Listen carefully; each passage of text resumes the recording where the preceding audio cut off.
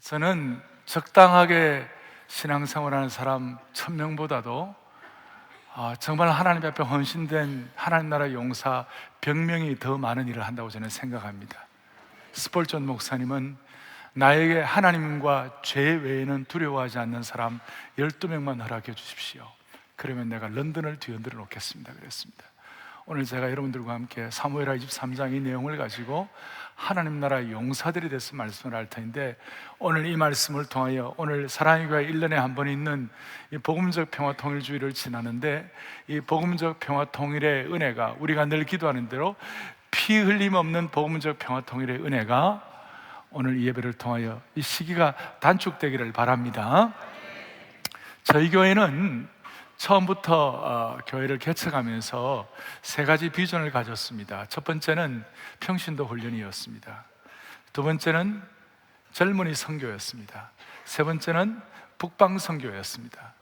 북방 선교를 위해서 우리가 사랑의 교회 사역을 통해 앞으로 이 복음적 평화 통일의 역사가 일어나면 좋겠다. 15년 전부터 용어를 그렇게 만들고, 또 4, 5년 전부터 이 복음적 평화 통일을 위하여 저희 교회가 피 흘림이 없는 복음적 평화 통일을 하면 좋겠다, 그런 용어를 가지고 기도하고 있습니다. 기도하고 있는데 지난 주일날 저희 교회에서 연변과기대 졸업식에 저희 교회 여러 팀들이 대학부부터 또 우리 권사회 그리고 포에브리까지 88명이 연변을 갔습니다. 그 연변의 북산과 그 산 쪽에 30만 평의 공동묘지를, 그게 이제 캠퍼스가 될 수 있도록 땅을 불화받아 가지고 공동묘지가 프람 공동묘지 투 대학 캠퍼스 이렇게 된 거예요. 참 그것도 은혜예요. 그런데 거기 중앙공원에 뭐가 있냐면 26년 동안 현직 교수로서 티칭 사역을 하다가 몸이 아프다든지 또 어떻게 또 뭐 사고로 뭐 이런 식으로 해서 순직한 분들의 무덤이 있습니다. 근데 거기에 저희 교회 파송한 선교사님들 여러분들 계시는데, 지난 26년 동안 우리 최 장로님이라고, 장로님부터 시작해서 윤 교수님이라고 40대 후반 50대 초반에 주님 앞에 부름받아 교수, 현직 교수로 있으면서 이렇게 부름받아서 저희 교회 파송 선교사 출신 가운데 4분의 화장하고 뼈를 묻은 곳이 있습니다. 그 제가 있는 곳이 있습니다. 제가 거기를 둘러보면서 마음이 정말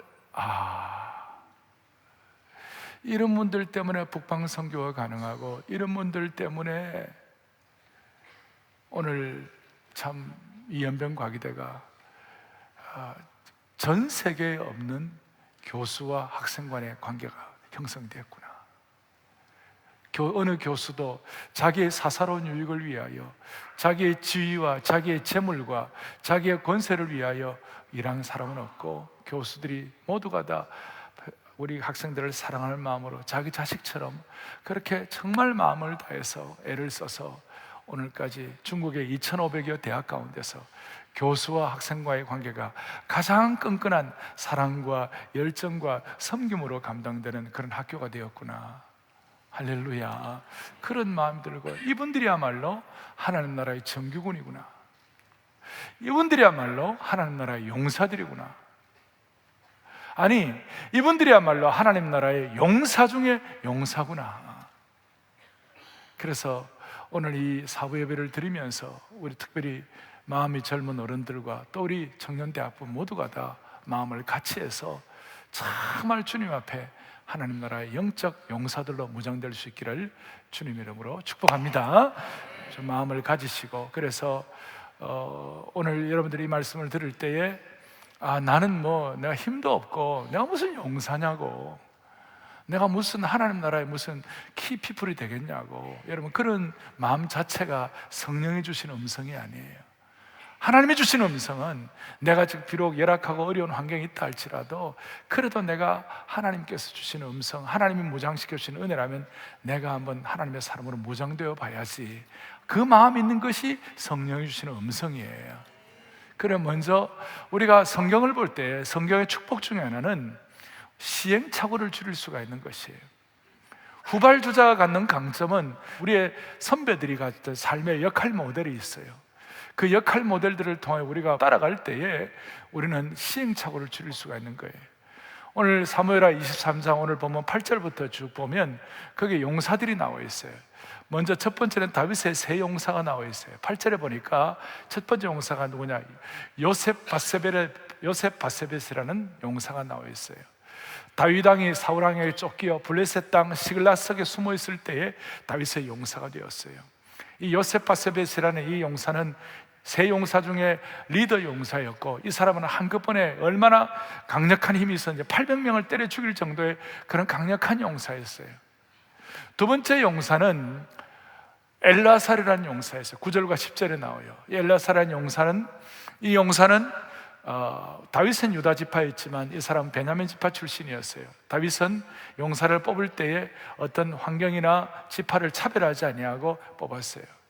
이 사람은 얼마나 강력하게 용사 역할을 감당했는지 어떻게 됐어요? 거기 10절에 보니까 칼이 손에 붙었다 그랬어요. 그러니까 얼마나 강력하게 싸웠는지 그냥 손이 굳어져 버리고 그 칼이 그냥 탁 잡혀가지고, 그래갖고 그 수많은 사람들을 다 치고 다른 백성들은 다 도망갔는데 이 엘라살에 그렇게 강력하게 힘을 가지고 용사 역할을 했어요. 세 번째로는 어떤 용사가 있는가? 삼마라는 용사가 있었어요.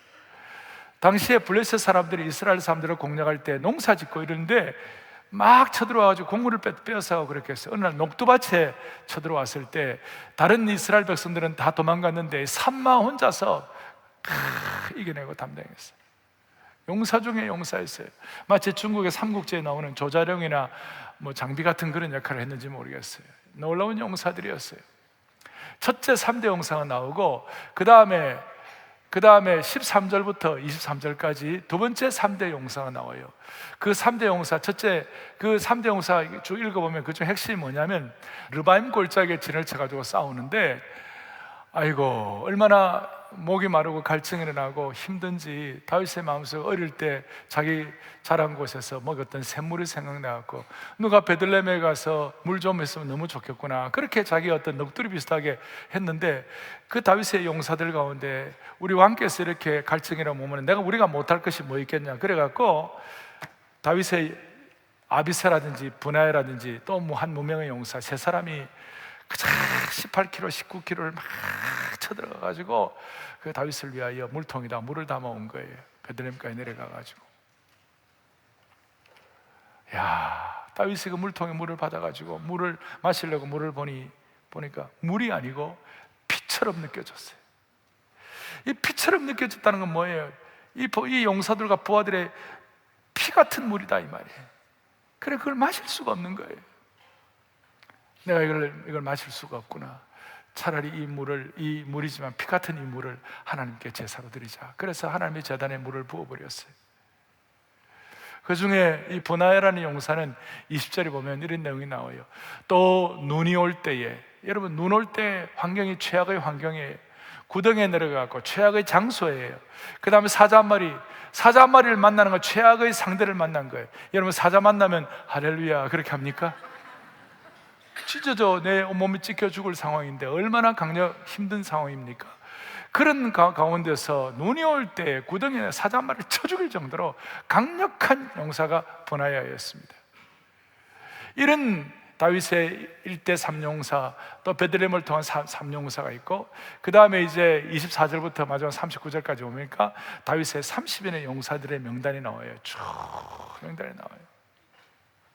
마치 예수님께서 12제자의 명단을 우리에게 말씀하시는 것처럼 다윗의 생애를 통하여, 다윗의 사역을 통하여 30명의 용사들이 다윗을 세운 거예요. 그러니까 다윗 왕국이란 것은 다윗 한 사람이 잘해가지고 다윗 한 사람의 능력에 의해서 진행된 것은 아니고, 다윗과 함께 이런 용사 역할을 하는 사람들 때문에 다윗 왕국이 힘차게 세워진 것입니다. 그리고 이 용사들의 입장에서 볼 때, 여러분 원수마귀 그리고 블레셋 그 강력한 적군들도, 원수들도 강력했지만 하나님은 이 용사들을 원수보다도 더 강력하게 삼으셔가지고 왕국을 세우게 된 것이에요. 오늘 우리 주위에 힘든 일들 많이 있어요. 그러나 하나님 은혜 주셔가지고 우리에게 주신 이 은혜가 더 커가지고, 우리에게 무장된 이 무장의 능력이 더 커가지고 우리 앞에 있는 모든 문제들을 극복할 수 있는 그런 능력을 주시기를 바라는 것입니다.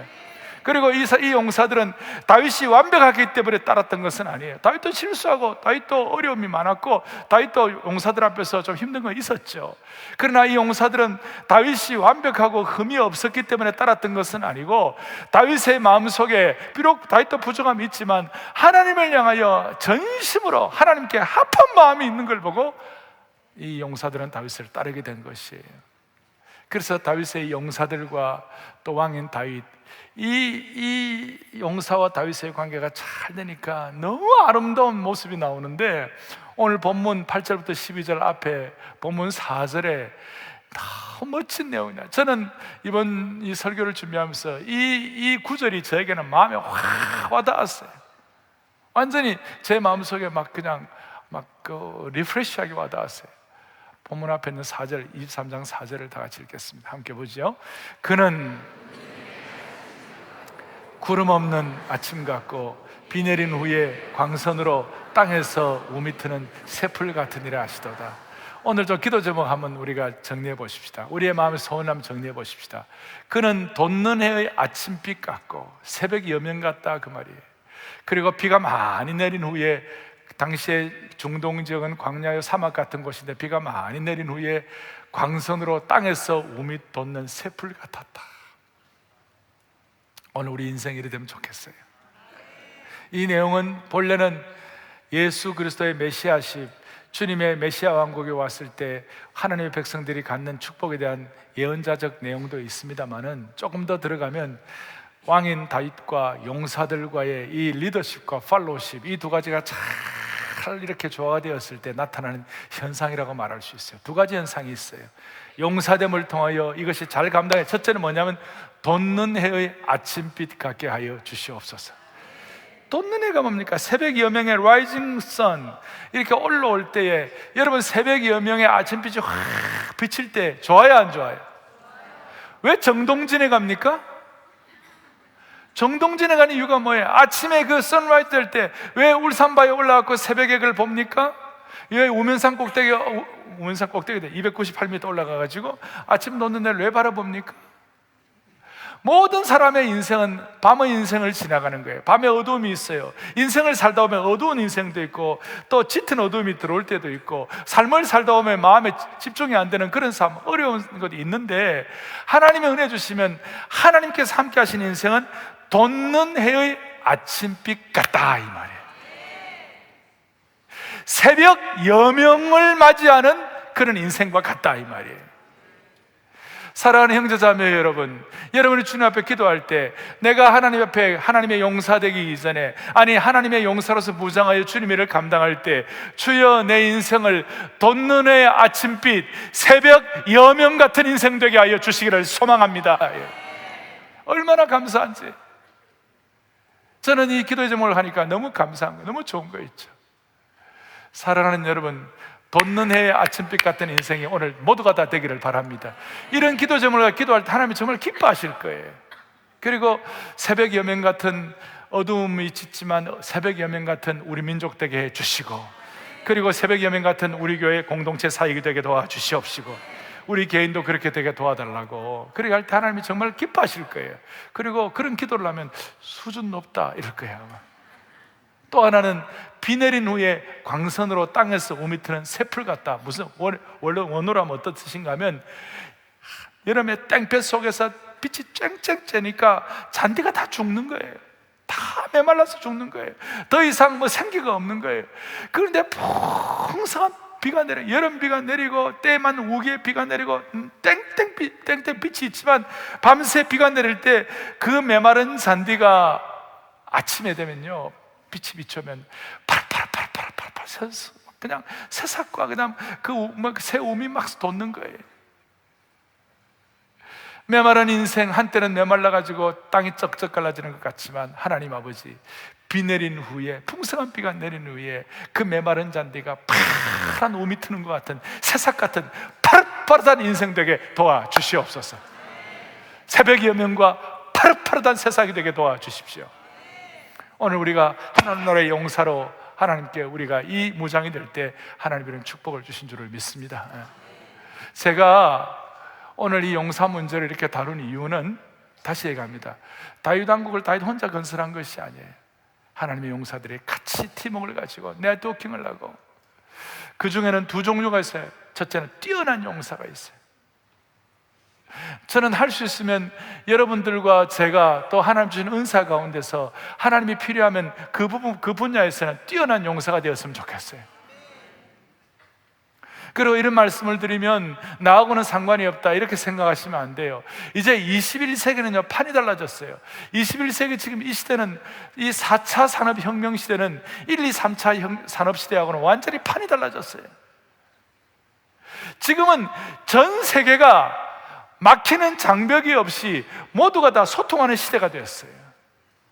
전 세계가 하나가 된 거예요. 여러분, 전 세계가 하나 됐다는 말은 어떤 뜻인가 하면 4차 산업혁명 시대에 지금 통계를 보니까 인구가 75억인데 전 세계 75억 인구 가운데서 휴대폰, 모바일 폰을 갖고 있는, 모바일 폰이 몇 개가 있냐면 78억 개가 있어요. 그러니까 모바일 폰이 어떤 사람 2개, 3개 있는 사람 있잖아요. 대포폰 하면 4개 갖고 있는 사람 있잖아요. 그러니까 전 세계에 지금 이 모바일 폰이 사람 숫자보다 더 많은 거예요. 그 중에 깜짝 놀란 건 스마트폰. 여러분들과 제가 스마트폰이 30억 개가 있어요. 그러니까 적어도 30억 명의 사람들은 적어도 완전 유무상통해요. 지금 벽이 없어졌어요. 온 세상이 하나가 된 것이에요. 요즘은 언어의 장벽까지도 없어지는 것이에요. 그래갖고 일본말 못해도 일본 가가지고 커피 주세요 이렇게 우리 스마트폰에 얘기하면 일본말로 커피 구다사이 이렇게 나온다. 그렇게 해준다고요. 다시 만납시다. 붕우 다시 만납시다. 벙우 짜이째 이렇게 합니다. 희한한 세상이 됐어요.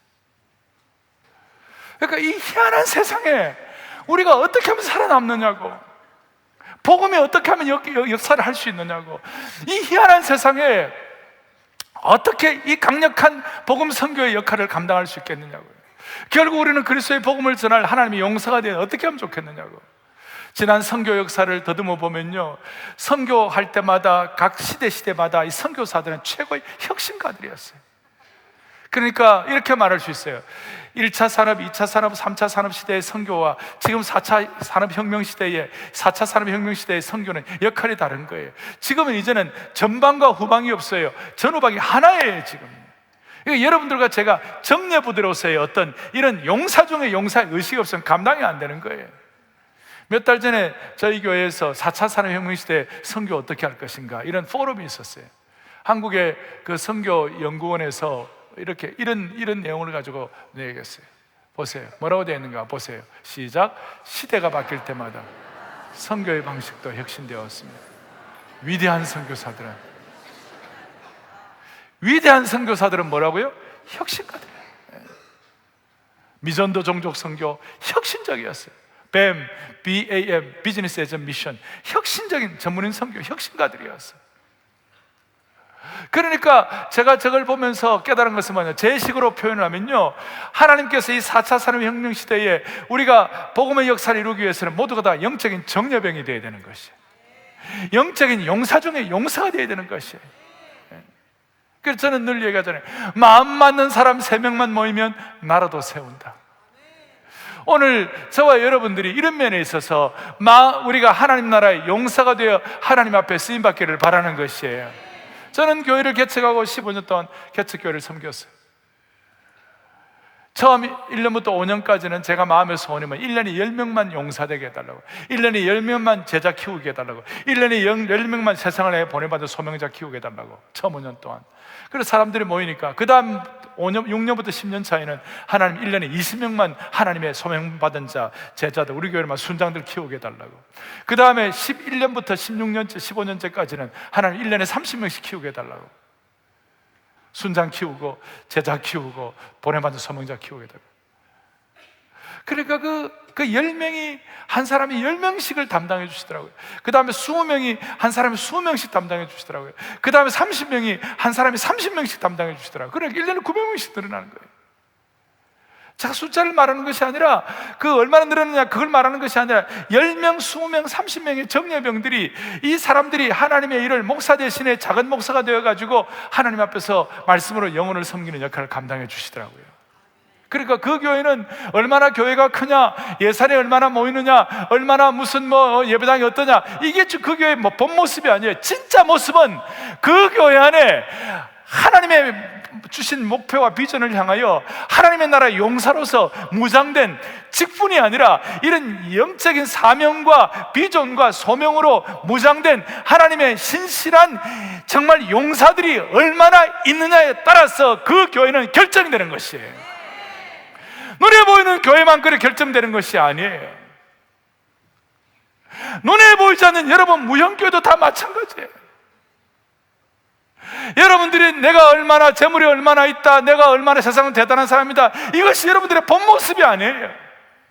여러분들의 진짜 본 모습은 예수 그리스도의 복음 안에 감격하고 오직 예수 하면서 내가 주님 안에서 이 4차 산업혁명 시대에 내가 어떤 식으로 주님 앞에 무장되어 어떤 부분을 어떻게 섬겨야 할 것인가, 그런 영적인 정예병으로서의 마음을 가진 그 직분보다도 소명으로 준비된 그것이 여러분들의 인생을 결정한다는 것이에요.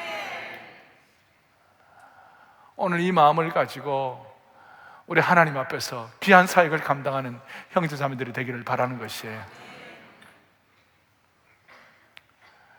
그래서 제가 이런 영적인 소명을 가지고, 그래서 이 4차 산업혁명 시대에 이런 은사 받은 사람들, 또 잘 준비된 사람들, 또 기능적으로, 또 실제 실력적으로 이렇게 뛰어난 용사들도 필요하고, 또 이런 마음가짐이 필요하고, 그거는 혁명시대에 4차 산업혁명. 두 번째로는 뭐냐? 우리는 인생 다 광야길 가는 사람들이에요. 광야길 가는데 우리에게 하나님 나라 용사는 어떤 의미가 있을까요? 마음 따뜻한 용사들이 될 수가 있어요. 여러분들과 저는 어떤 능력적인 면에서 뛰어난 용사가 못 된다 하더라도 한 가지는 알 수 있어요. 광야길 같은 인생길에서 우리는 마음 따뜻한 용사들이 될 수가 있는 것이에요. 제가 오늘 사무엘하 23장 강의를 합니다마는 그 이전까지 하나님께서 다윗에게 아까 말한 다윗의 3용사, 베들레헴의 3용사, 다윗의 30용사도 허락해 주셨지만 다윗의 인생길에 정말 마음 따뜻한 신실한 용사들을 허락해 주셨어요. 마음 따뜻한 용사들. 첫째는 지난주에 우리가 했죠. 다윗이 압살롬의 반역 때문에 광야길로 도피하고 도망갔을 때 누가 따라왔다고 그랬어요? 누가요? 이때라는 사람이. 이때가 고백한 내용이 뭐예요? 이때가 고백한 내용 사무엘하 15장 21절 같이 보죠. 진실로 내 주 왕께서 어느 곳에 계시든지 사나 죽으나 종도 그곳에 있겠나이다. 아멘. 얼마나 마음이 따뜻해요. 오늘 우리가 이런 축복이 있으면 좋겠어요. 이런 마음 따뜻한 용사들끼리 서로 격려하면 좋겠어요. 두 번째는 사독과 아비아달이라는 마음 따뜻한 사람들이었어요. 거기 보면 다윗이 압살롬의 반역으로 광야로 도피할 때에 이 사람들은 제사장이었기 때문에 언약궤를 메고 다윗을 같이 따라가려고 그랬어요. 그랬을 때 다윗이 사독과 아비아달에게 그러지 마. 언약궤는 예루살렘 성에 있어야 돼. 대신 마음을 나와 같이 해줘요. 그러니까 나와 마음을 같이 하는 영적 거점이 되어달라고. 그래서 몸은 떨어져 있었지만 다윗을 위하여 예루살렘에서 다윗을 지키는 사람이 되었어요. 그리고 나중에 다윗이 다시 돌아올 수 있도록 여러 첩경을 평탄케 한 사독과 아비아달. 저는 돌이켜보면 사라의 교회 40년 사이에 또 지난 15년 동안 우리 교회 신실한 사독과 아비아달을 주신 주님을 찬양합니다. 인천 부평교구에 지난주에 저한테 제가 메일을 좀 받았어요. 이번 우리 다락방 교제가 사도행전 우리 하고 있는데 다락방 교제가 사명을 끝까지 감당하려면 내용이에요. 거기 보면 거기에 이제 이분들이 나한테 편지가 왔어요. 뭐라고 편지가 왔느냐? 이런 편지가 왔어요. 저희 다락방은 다시 허리띠를 띠고 다시 복음의 신을 신고 강력한 영적 정규군이 되어, 내가 영적 정규군이라고 말도 안 했는데 영적 정규군이 되어 하나님이 주신 사명과 교회와 목사님과 하나 되어 은혜의 진지를 사수하고 끝까지 하나님께 충성하겠습니다. 다시요. 은혜의 진지를 사수하고 끝까지 하나님께 충성하겠습니다. 여러분, 이건 저에게 있어서, 아니 우리 교회의 영적인 사독과 아비아달의 역할을 해주시는 것이 얼마나 감사한지 모르겠어요. 그 다음에 또 따뜻한 후세와 같은 사람이 있었어요. 다윗의 인생의 마음 따뜻한 용사들, 후세와. 사무엘 뒤에 따오는 후세는 어떤 사람인가? 다윗이 압살롬에게 인생의 최고의 위기 때 광야로 도망갈 때, 그 비참한 상황에 기드론 시내까지 눈물로 나아갈 때에 후세라는 사람이 같이 있잖아요. 다윗과 같이 울어주는 거예요. 아렉 사람 후세가 옷을 찢고 흙을 머리에 덮어쓰고 다윗을 맞아 너무 슬퍼가지고 같이, 다윗이 맨발로 가니까 같이 맨발로, 다윗이 온 머리털을 이렇게 슬픈 모습을 내리니까 같이 머리털을 내리고 옷을 찢고. 여러분, 어떨 때는 기도도 안 나올 때가 있어요. 힘들 때는요. 그럴 때는 그 옆에 가서 같이 앉아서 같이 아파하고 같이 고생하는, 같이 마음 같이, 그 사람이 제일 귀한 것이에요. 나중에 후세는 그 아히도벨이라는 못된 인간이 더 모략을 부리려고 그럴 때 후세가 막아버렸어요. 후세가 참 다윗이 다시 돌아오는데 도움을 크게 준 그런 마음 따뜻한 친구가 되었어요. 그리고 결정적으로 마음 따뜻한 친구들이 있어요. 네 번째, 어떤 친구들이 있는가? 소비와 마길과 바르실레라는 친구들이 있었어요. 이 친구들은 어떠냐? 다윗이 광야 생활에서, 특별히 쫓겨난 광야 생활에서 어떻게 보면 환경적으로 다 힘든 열악한 그런 환경 가운데서 다윗이 지치고 목마르고 배고프고 어려웠을 때 다윗의 필요를 채우고 환경적인 어려움을 도와준 사람들이었어요. 특별히 바르실레라는 사람은 사무엘 19장 30절에 바르실레는 매우 늙은 나이가 80세라 그랬어요. 그 당시에 80세는요, 다윗이 70세에 죽었으니까 80세는 지금은 100살이에요. 100살. 나는 나이 많아 늙었다, 나는 이제 힘이 없다, 나는 이제 끝났다, 그렇게 하지 아니하고, 이 바르실레는 내가 뭐 좀 할 수 없을까? 자기에 있는 것, 자기가 가진 축복받은 것, 이런 것들을 전부 다윗을 위해 썼어요. 다윗을 도와줬어요. 하나님 나라를 위하여 쓰임받았다는 것이에요. 오늘 이 자리에 우리 이 예배에 나이 드신 분들 모두의 마음속에 이런 간절한 소원과 기대를 주시기를 바라는 것이에요. 사랑하는 교우들이여, 우리가 하나님 나라의 필요를 채울 수 있도록, 정말 우리 주의 영적 전쟁에서 고통당하고 패퇴하여 힘들어하는 분들을 우리 옆에서 도와주고 아파하는 사람 도와주고 그 역할을 우리가 감당한다면 우리는 21세기의 하나님 나라를 위한 따뜻한 바리실레가 되는 것이, 마음 따뜻한 바리실레가 되는 것이. 한 1, 20년 전까지만 하더라도 제일 많이 팔린 책 중에 하나가 죽으면 죽으리라는 책이죠. 그 죽으면 죽으리라 안혜숙 사모님을 그 교회에 제가 대학부를 섬겼기 때문에 지금부터 한 36년 전, 그때 안 사모님 제가 사랑도 받고 그분하고 이런저런 대화를 하다가 일제시대 말기에 일본 제국주의 그 사람들 때문에 신사참배 안 한다고 평양 감옥에 갇혔는데 주기철 목사님하고 같이 갇혔어요. 거기는 또 옥중성도, 이기선, 그 다음에 주남선, 한상동, 장로님은 박관준 장로님, 조수옥 여전도사님, 이인재 목사님, 이런 분들이 같이 갇혀 있었는데 서로가 서로를 향하여 따뜻한 마음으로 격려하고 이렇게 안 했으면 다 실패했을 거라는 거예요. 고문을 당하면 막 피가 나오고 살이 찢겨 나오고 하는 이런 고문을 당하면 누가 감당할 사람이 없대요. 근데 그럴 때마다 용기 주고 격려하고 이겨내라고 그러고. 그리고 안 사모님 여기가 자기는 주 목사님 때문에 그렇게 격려를 많이 받았대. 평양 감옥에 갇혀 있을 때 어떨 때는 서로 대화도 못하고 철장 사이에 서로 눈빛과 안광, 그리고 손을 가지고 허공에 글을 쓰면서 그렇게 서로 격려를 주고받았대.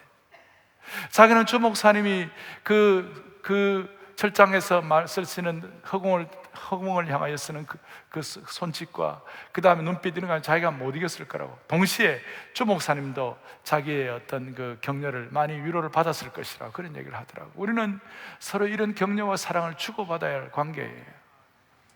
그래야 우리가 이 세상을 이길 수가 있는 것입니다. 자, 이제 정리를 하겠습니다.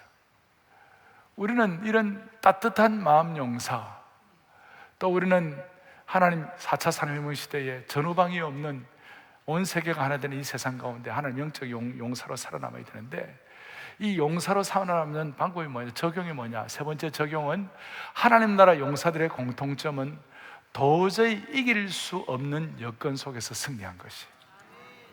도저히 이길 수 없는 여건. 아까 처음 말한 대로 삼마, 그 다음에 엘라살, 이런 사람들은 도저히 이길 수 없는 여건 속에서 그 승리한 거예요. 주어가 주님이 자기의 실력과 능력으로 용사가 된 것이 하나님께서 이길 수 없는 상황을 승리하도록 만들어주신 거예요. 10절 한번 보세요. 10절 어떻게 나옵니까? 그날에 여호와께서 뭐에? 크게 이기하셨다. 누가 이기하셨다고요? 여호와 크게 하셨다. 12절도 보겠습니다. 시작. 여호와께서 큰 구원을 이루시니라. 그러니까 승리케 하시는 주어가 누구예요? 주님이시라는 거예요. 뭐 우리가 일반적으로 그냥 전편율적으로 아는 그런 차원을 뛰어넘자고요. 예레미야 보겠습니다. 1장 19절을 보겠어요. 시작. 그들이 너를 치나 너를 이기지 못하리니 그 다음에 이는 내가 너와 함께하여 너를 구원할 것임이니라. 여호와의 말이니라. 아멘. 자, 잘 보세요. 그들이 너를 치나 너를 어떻게 한다고요? 이기지 못한다고 그랬어요. 이는 내가 너와 함께하여 너를 구원할 것임이니라 그랬어요. 그러니까 이김과 승리의 원천은 누구로부터 비롯되는 거예요? 위로부터 비롯되는 것이에요. 제가 저 말씀을 보면서 오늘 사무엘하 23장 앞에 사무엘하 22장이 있어요. 22장은 다윗의 승리의 개성가를 부른 것이에요. 쭉 한 장 전체가. 그런데 이 22장의 이 놀라운 말씀 전체는 시편 18편과 똑같아요. 시편 18편을 읽어보시면 다윗이 모든 것들을 정리하고 이제 모든 것들이 안정되고 승리한 다음에 하나님 앞에 올려드리는 감사의 시예요. 시편 18편과 사무엘하 22장 앞에 1절만 조금 다르고 나머지는 다 똑같아요. 근데 저는 저의 삶의 절벽에 도달할 때마다, 마치 절벽에 떨어질 것 같은 절박감을 느낄 때마다 젊은 시절부터 저를 받쳐준 성경 구절이 몇 절인데 그 중에 하나가 오늘 사무엘하 22장 29절 30절 두 구절이에요. 이렇게 나와 있어요. 29절을 보겠습니다. 여호와여 주는 나의 등불이시오니 여호와께서 나의 어두움을 밝히시리다. 인생을 살다 보면 어두움이 있어요. 어두울 때가 있어요. 그런데 어두운 것 자체가 문제가 아니에요. 등불이 있으면 되는 것이에요. 등불이 있으면 빛이 비치면 되는 것이에요. 그런데 누가 내 등불이에요? 내 실력이 내 등불입니까? 주께서 나의 등불이 되어 주시면 되는 거예요. 주께서 나의 등불이 되어서 내 흑암을 밝혀주시면 되는 것이에요. 오늘 이 마음의 소원을 가지고 하나님의 용사답게 하나님의 등불을 경험하십시오. 30절을 보겠습니다. 내가 주를 의뢰하고 내 하나님을 의지하고 성벽을 뛰어넘나이다. 인생을 살다 보면 성벽이 있어요. 앞에 딱 가로막힌 성벽 때문에 우리가 어떻게 할 바를 모를 때가 있을 수 있어요. 그런데 그 성벽을 뛰어넘으면 되는 것이에요. 그런데 어떻게 뛰어넘어요? 내 실력으로요? 아니에요. 내 하나님을 의뢰하고 성벽을 뛰어넘는 것이에요. 내 하나님을 의지하고 성벽을 뛰어넘는 것이에요. 여러분, 여리고성을 공략할 때를 생각해 보시라고. 인간의 힘으로는 하루에 한 바퀴씩 돌아봐야 아무런 희망이 없는 거예요. 마지막 날 7바퀴 돌면서 이제는 길이 하나님을 의지하지 않고서는 이 놀라운 이 금성철벽 같은 여리고성은 어떻게 해결이 안 되겠구나 이렇게 생각하고 마지막 주여! 우리식으로 말하면 주님밖에는 해결할 길이 없습니다. 아버지 다시요. 이북 사람들은 아버지 참, 어떤 사람 아바이 아버지요 이렇게 주님밖에 없다. 아버지. 그 순간 그 강력한 여리고가 무너지는 것을 믿습니다. 주님이. 그러니까 용사들의 특징은 자기들의 실력으로만 전혀 할 수 없는, 자기 실력만으로는 전혀 할 수 없는 위로부터의 부어주심을 기대하고 사는 것이 용사다 이 말이에요. 사랑하는 여러분, 교회는 유람선이 아니라 교회는 전투함입니다. 유람선은 관광객을 태우고 가는 것이 유람선인 것입니다. 이제 우리가 마음에 작정을 해야 돼요. 한국교회 지키고 공동체를 지키고 여러분들의 신앙을 지키려면 여러분들은 유람선을 타면 안 되고 전투함을 가지고 영적 전투를 해야 되는 것이에요. 유람선의 관광객은 어떤 뜻이에요? 한 발은 세상 것 즐기고 한 발은 영적인 것도 은혜 받고 싶고 어정쩡하게 두 발을 지키고 있는 곳이에요. 그것이 유람선이에요. 근데 유람선은 전투할 수 없어요. 아무리 크루즈 10만 톤, 20만 톤 멋진 아름다운 크루즈라도요 3,000톤짜리 군함을 이길 수가 없어요. 사랑의 교회가 전투함이 되려면 우리 모두는 영적 야성과 하나님 나라 용사의식을 회복해야 되는 것이에요. 오합지졸이 아니라 영적인 정규군이 되어야 되는 것이에요. 이전에 정규군을 뛰어넘어가지고 하나님 나라 용사가 되어야 되는 것이에요. 용사를 뛰어넘어가지고 용사 중에 용사가 되어야 되는 것이에요. Warriors of warrior. 그리고 우리가 전투를 하기 위해서는 하나님의 전신갑주를 입어야 됩니다. 하나님 뭘 입어야 된다고요? 전신갑주. 바울 사도는 하나님의 전신갑주, 하나님의 용사가 입어야 할 하나님의 무구를 갖춰야 되는데 이 무구를 갖추는 것, 이 전투를 하기 위한 장비를 갖추는 것에 대해서 에베소서 6장 10절 11절에 이렇게 말씀하고 있어요. 같이 보죠. 너희가 주 안에서와 그의 능력으로 마귀의 간계를 대적하기 위하여 하나님의, 다시 한번, 하나님의 뭐예요? 전신갑주를 입어라. 그리고 우리의 싸움은 혈과 육에 대한 것이 아니요 공중의 권세 잡은 자들과 악한 영들에 대한 것이라. 그리고 전신갑주를 입을 수 있도록 우리에게 복음의 신발을 신게 하시고 의의 호심경을 신게 하시고 구원의 투구를 쓰게 하시고 진리의 허리띠를 띠게 하시고 믿음의 방패를 갖게 하시고 성령의 검, 곧 하나님의 말씀을 가지라 그랬어요. 그런데 그 묵상하다가 제가 참 특별한 게 있었어요. 대개 그 모든 영적 전투를 한 무구가, 그 장비가 뭐냐면, 보호 장비가 거의 대부분 앞에 있는 거예요. 뒤를 보호할 장비는 없어요. 그거 희한하죠? 이유는 이거예요. 등을 돌리지 말라는 것이. 등 돌리면 다 죽는다는 거예요. 쟁기를 잡고 뒤를 돌아보지 말라고 한 것이. 두 마음을 품어가지고 헷갈리지 말라는 것이. 용사라는 것은 심플 마인드. 용사라는 것은 앞으로 전진하는 것이에요. 나가세 나가세 주 예수만을 위하여 목숨까지도 바치고 싸움터로 나가세. 오늘 그 마지막 찬송극을 할 텐데 나가세 나가세 주 예수만을 위하여, 그 다음에 목숨까지 바치고 싸움터로 나가세. 은혜가 뭐예요? 옛날에는 은혜하면 주신 은혜 받습니다, 이슬 같은 은혜 받습니다. 그런데 진짜 은혜는 목숨까지도 바치고 싸움터로 나가는 것이. 이런 헌신과 용사됨이 진짜 은혜예요, 여러분. 등 뒤를 보이면 안 되는 것이. 사랑의 교회는 40주년을 맞이했습니다. 올해는 피 흘림이 없는 복음적 평화 통일주일은 40주년을 맞이하는 이 기간 중에 통일주일을 맞는데, 여러분 40이라는 숫자는 특별한 숫자예요. 광야 40년을 끝내고 이제 가나안으로 들어가는 시간이에요. 40 이후에 부흥과 승리가 보장되는 것이에요. 모세가 40일 동안 하나님과 독대하다가 내려와서 10계명을 주는 것이에요. 예수님 부활하시고 난 다음에 40일 동안 하나님 나라에 관한 것을 말씀했어요. 오늘 이 40주년 복음적 평화통일주의를 통하여 사랑의 교회와 한국교회의 승리와 부흥의 재진입을, 제2의 승리와 제2의 부흥을 허락해 주시기를 바라는 것입니다. 우리 함께 이 시대에 하나님 나라의 은사 주신 대로 강력한 하나님 나라의 다윗의 삼용사로 무장되기를 바랍니다. 동시에 우리가 그런 실력이 없으면 따뜻한 마음의 용사들로 21세기의 후세가 되게 하시고 21세기의 바르실레가 되게 하시고 사독과 아비아달이 되게 하시고 그래서 따뜻한 마음의 용사, 주교철 목사님이나 안희숙 사모님 같은 허공을 향하여 눈빛만 봐도 격려가 되는 그런 신앙 용사가 됨으로 말미암아 우리의 이 섬김과 헌신을 통하여 우리 주위에 있는 수많은 어두움이 새벽 여명으로 동토하게 하여 주십시오.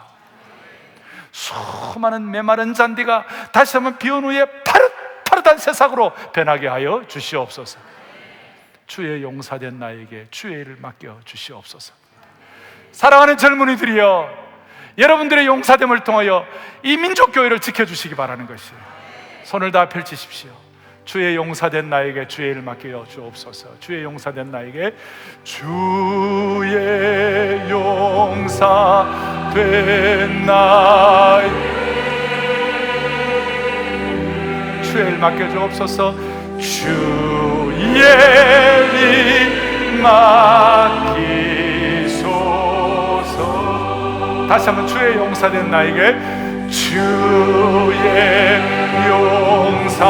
용사된 나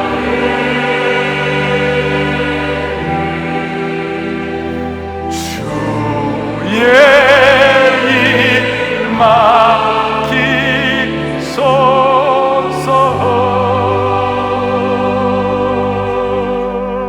가슴에 손을 얹겠습니다. 살아계시고 영원하신 하나님 아버지, 오늘 이 사무엘하 23장의 말씀을 주신 주님을 찬양합니다. 모두가 다 하나님 나라의 강력한 뛰어난 용사가 되게 하시고 또 마음 따뜻한 용사가 되게 하여 주셔서 우리의 인생이 적당한 유람선 타는 인생이 아니라 하나님 나라의 전투력을 가지고 전투함을 타고 시대의 영적 전쟁을 잘 감당하게 하여 주시옵소서. 무엇보다도 한 번밖에 없는 인생을 복음의 역사를 위하여 잘 준비되어 우리들 때문에 40년 이후에 새로운 승리와 부흥의 재진입, 새로운 제2의 문으로 들어갈 수 있도록 가정가정마다 개인개인마다 하나님의 신실한 인도하심으로 보호받게 하여 주시옵소서. 우리 주 예수 그리스도 이름 받들어 간절히 기도 올리옵나이다.